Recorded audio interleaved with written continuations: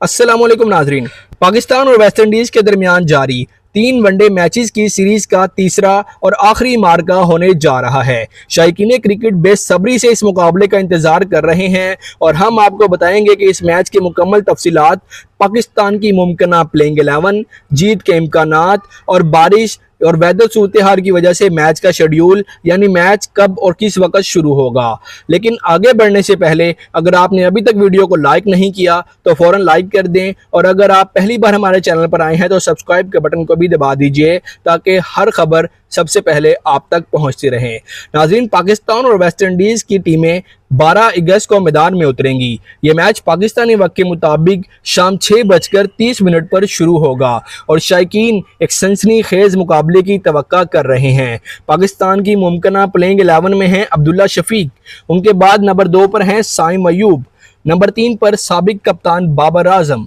number 4 पर कप्तान और wicket keeper batsman Mohammad Rizwan, number 5 पर टी20 कप्तान सलमान अली आगा, नंबर 6 पर talented batsman Hasan Nawaz, number 7 जिम्मेदारी से खेलने वाले हुसैन तलत, नंबर 8 पर